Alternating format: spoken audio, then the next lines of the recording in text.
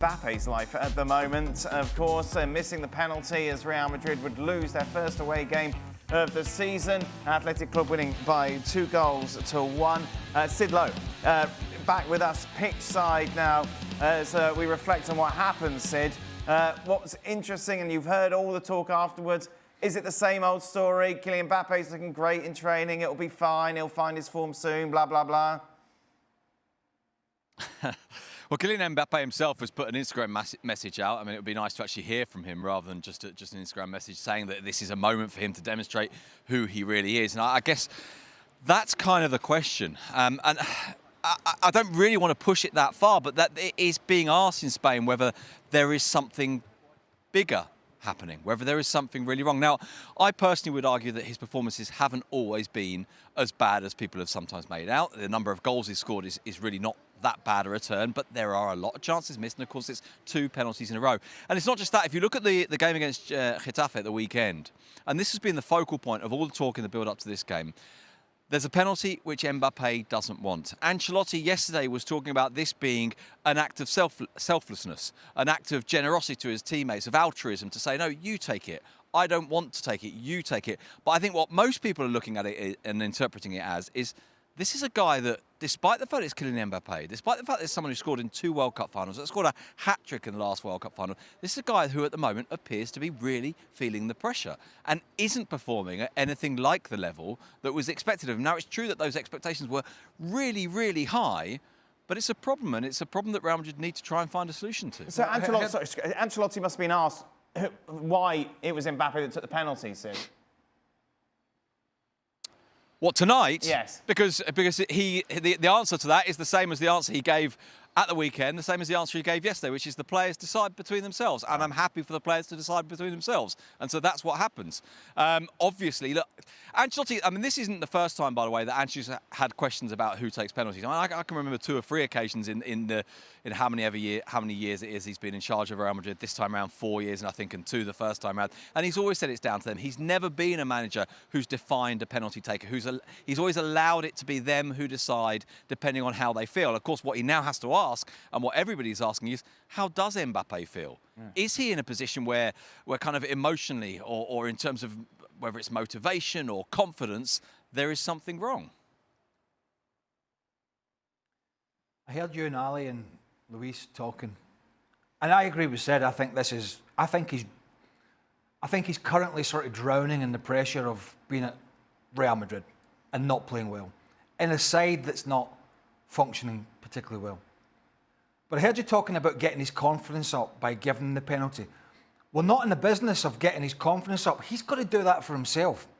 We're in the business of getting results, and you may have noticed that Real Madrid, they're not out the title race, of course they're not, but they're struggling to get results. They're sort of falling over the line or faltering. And you don't give a penalty kick to a guy who's low in confidence. You just don't. You give it to the guy who's puffing his chest out and who wants to take it. Let's be honest. But he clearly wanted to take it. He doesn't want to take it. But he wanted to take it, because if he didn't want to take it, they didn't have to take it. It's not as if it's the manager's I don't think he wanted. Well, his conviction in his strike was telling me he didn't want to take it. He wanted the goal. Right. Okay. He wanted the goal, right, to say, oh, right, there's my stats, I've got another goal. But deep down, I think he would have rather somebody else had that pressure on their shoulders and slotted the penalty away. At the end of the day, it's about getting results. It's not about feeling sorry for one of your teammates. You do that behind the closed doors. You go in the dressing room, you put an arm around them. You know, we're on the pitch. It's a multi-billion-dollar business. There's millions watching around the world, and he's struggling. He's absolutely struggling. And maybe Ancelotti's going to have to take. I know Sid said he hasn't done it during his career. Maybe he has to start. Maybe he has to take ownership of it and say, right, okay, you're struggling at the moment. You go concentrate on your game. You just concentrate on your game. Let somebody else take the penalties, free kicks. Let them take the pressure. But I don't think he realised, maybe he did, what the velocity of the pressure that will come at this club when things are not going to plan. And Barcelona, top of the league. Yeah, exactly. Of course, Barcelona turning around the last 48 Hours said this was another one of those flat, bang average, even you could say poor performances from Real Madrid that we've seen far too often this season. Yeah, I mean, just very briefly to pick up on what Craig's saying as well in terms of the penalty. Of course, the context of this is the fact that Mbappé had turned down the chance to take a penalty at the weekend. And then there's been lots of noise since then. So I wonder if there's an extra element there, which is, of course, when the penalty happens this time round, even if he doesn't want it, is he thinking, I can't say no again. I already said no at the weekend and I got murdered for it. I can't say no again. To pick up on your question about Real Madrid, yes, it is a kind of performance we've seen before. Funnily enough, the feeling in the ground, I think, when Madrid equalised was exactly that. This is the kind of performance we've seen before, and Madrid are going to go and win 2-1 now. Because we've seen that happen as well, haven't we? Not play particularly well, find their way into the game almost out of nowhere. We should probably point out at this point, in terms of being fair to Mbappé, the goal comes because of his shot. He's the one that effectively creates it with that effort on target. And then at that point, you think Madrid are going to get away with this. And I think what happened for them to not get away with it was really just an application of justice. And I think that underlines what you're saying. This wasn't a good performance. If you look at Craig was talking about the midfield in the English Premier League teams. If you look at the Real Madrid midfield tonight, and I don't know how this looked to you on the TV, but being down by the side of the pitch, it was really, really noticeable to me how weak that midfield was. You've got 4 men across midfield, and it felt to me like you had Tchouaméni, who, when he won the ball, he then gave it away again. They couldn't bring the ball out from the back. The other deep midfielder, who was Ceballos in the first, and then, of course, he got replaced later on. Ceballos, who is the one guy in that midfield who, in theory, is a central midfielder of pass, of judging the pace of the game, of speeding up, slowing it down, reading the game. He wasn't able to get into the game at all. You had Fede Valverde partly playing on the right of midfield, but effectively playing as a backup to the fullback to try and protect them against the attack from Williams. And then you had Jude Bellingham. It felt really, really clear to me in terms of the frustration. Jude Bellingham trying to do the work of everyone and being all over the pitch. And I think in terms of his generosity, in terms of his attitude, you could not criticise him at all. In terms of where he is on the pitch and how actually effective that is, maybe you could. But that's because there was an all-round malfunctioning midfield, which just never really got hold of the game at any point tonight. But you know, going back to the... Sorry for doing this, but going back to the Mbappé said, it feels like we're looking for a needle in a haystack in terms of what he's done well.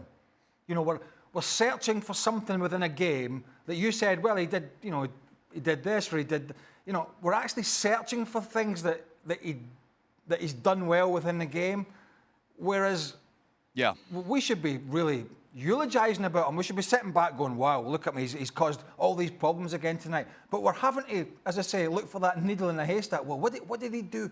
Did he do something well tonight or not? He's not terrorising these defences in Spain like he was in France, or even when he's playing for France. Yeah. He looks just so off colour. And as you said, maybe there's a lot of other stuff going on off the field but the pressure. But how the hell does he regain his confidence playing like this?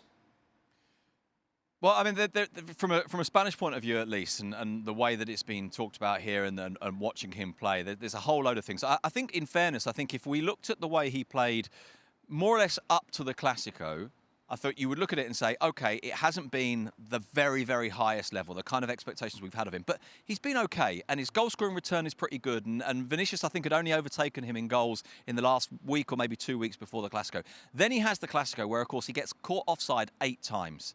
And there's the pressure on him in that sense that he got caught offside and he's missing chances and it's not quite happening. And those things that we assumed he could do, even if nothing else was working, finish his chances, not happening. That explosive pace to get away from people, not really happening.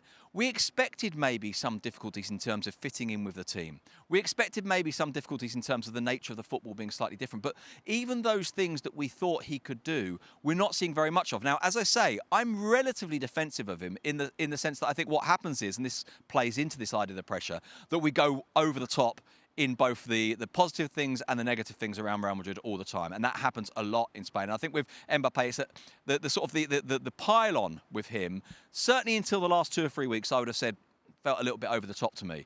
But now you are watching him and thinking, I wonder if there is something deeper here that we're not quite getting at. And I've got French colleagues here, by the way, who, look, I can't judge this because I didn't see anything like enough of him at PSG, who even in the summer, even before all this happened, and who now, of course, are repeating it, were saying to me in the summer, do you know, he's not the player that he was, and he hasn't been for quite a long time.